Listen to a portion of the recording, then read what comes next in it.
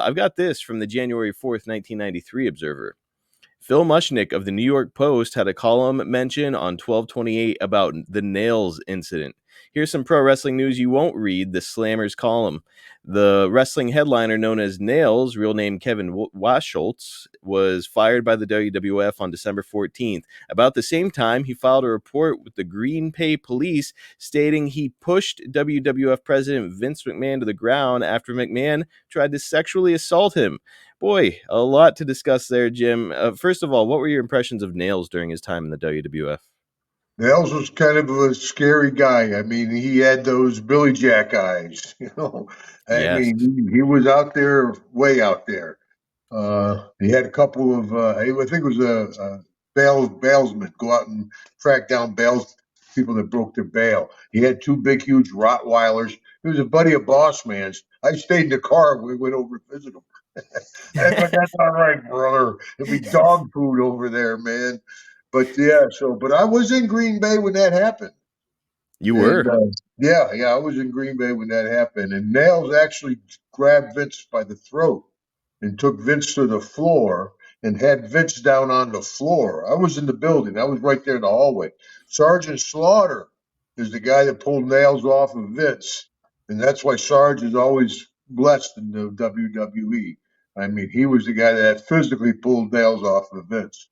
And Wow. that's when all that other stuff was going on. Nailz knew he was in the shit because he just attacked Vince. He went to a payphone, called the Green Bay PD, and said Vince just tried to sexually assault him.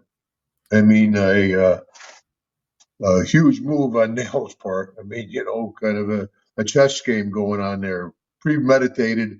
But yeah, Nailz had Vince, Googled him by the throat, boom, down on the floor. Sarge was in the dressing room. A few guys were in the hallway right outside Vince's office, not in the dressing room, Vince's office, production office. And yeah, Nailz went for him because he knew he was going out anyway. I think Nailz knew he was going to get canned. And so he was, I know there was other kind of lawsuits going on at that time too, wasn't there, brother? Yeah, there was all sorts of stuff going on. I believe that this is the era of the steroid trial, and man, it's the company is really in flux at this time. It's Hogan's kind of in and sort of out at this time, and they're getting ready to start WWE Raw. So I mean, like, man, there's just so much going on that he's dealing with, and then here's like another weird thing right on top of it, a sexual Right assault on top. charge. It was, I mean, shoot, to talk about a great daytime series, a soap opera.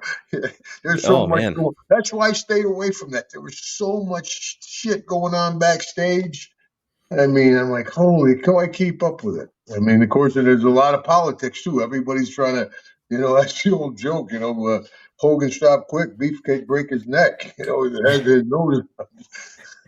I mean, everybody was smoozing everybody, and I went in, did my job, and got out of there.